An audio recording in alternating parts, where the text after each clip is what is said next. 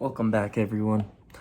Today I'm going to be talking about 500 Days of Summer, directed by Mark Webb with Joseph Gordon-Levitt and Zoe Deschanel. I know this movie came out a while ago. I think it came out in like 2014. Oh, 2009, never mind. This movie came out a while ago, but I just watched it and I felt like I wanted to talk about it.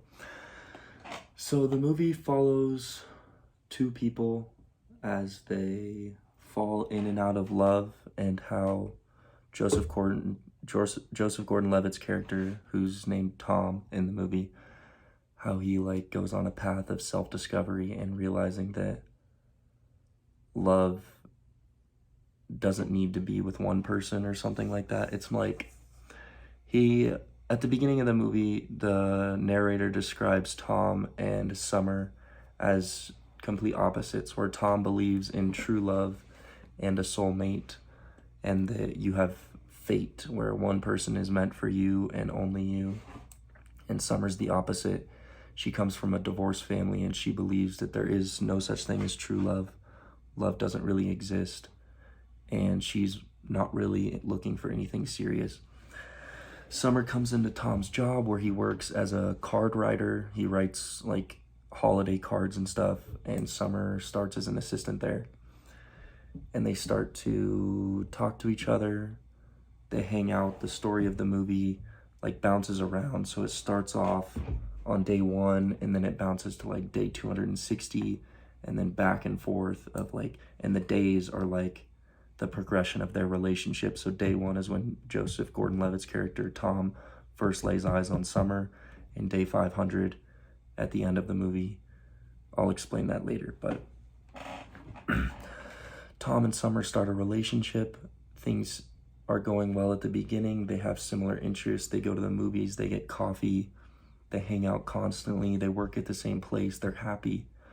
And because of the relationship, Tom is inspired and he starts doing better at work. He writes amazing greeting cards and he helps everybody else out at work complete their tasks and everything. But as the relationship falls apart, Tom's character starts to fall apart as well. He's lackluster at work. His boss says that he needs to pick it up. And then one day, after their relationship had been ended for a little while, he ends up losing it at one of their work meetings and says, all of these cards are bullshit, love is fake, it doesn't exist. And then he sees Summer again on a train while he's writing in his book about architecture, because that was ultimately what he wanted to do growing up, was be an architect. He went to architecture school, but then he ended up writing cards because it was simple and there's not much risk in that. And so he starts pursuing that career more, because after him and Summer end, he kind of dives into his own work after having weeks on end of just sulking and feeling bad for himself. Then he starts to exit out of this hole and changes his life around. By the end of the movie, it's Tom ends up seeing Summer at a wedding party. Summer catches a bouquet, and then Tom has hope that maybe that bouquet could lead to them getting back together in the future. And there's hints of them getting back together, but ultimately Summer ends up finding someone else. She gets married, doesn't really tell Tom about it, and then Tom finds out later on that she's married, is absolutely heartbroken, as I'm sure anybody else would. But I don't like Summer's character in this movie. She's just stuck up, and she treats Tom's character like shit. I mean, he does nothing but treat her good.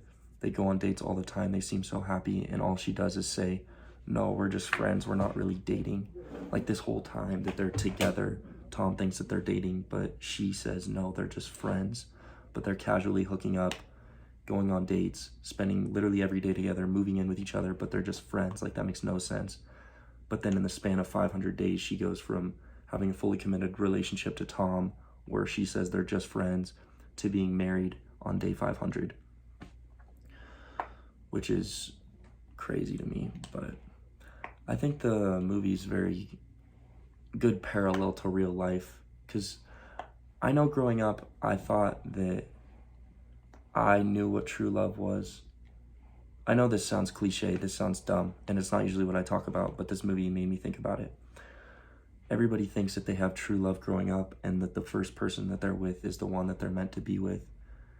And then you try to strive to find that high that you got with that first person you were supposedly in love with. But in the end, it just wasn't right. And I think especially in college, people are starting to realize that not everybody has their life figured out, and people don't just randomly appear. Well, they can randomly appear in your life, which can be a good thing, I guess, but that happens in the end of the movie for Tom, on his interview for his new job working as an architect, not architector. In the waiting room, he meets someone, and they are pretty similar when they start talking, and her name happens to be Autumn. So he goes from Summer to Autumn. And I like that transition in the movie because it shows how he transitioned from someone to thinking about true love and a soulmate to losing all love and all respect to having hope for the future and hoping to find someone new, which I think is a pretty good moral of the movie. So overall, I've heard about this movie for a long time, and I heard it's like one of the saddest movies you'll watch, and it honestly didn't make me that sad. It just made me angry because Summer had everything. Tom gave her everything. They were happy together, and then she just got bored and one day decided to skip out on a date with Tom, meet somebody at a coffee shop, and end up getting married to him.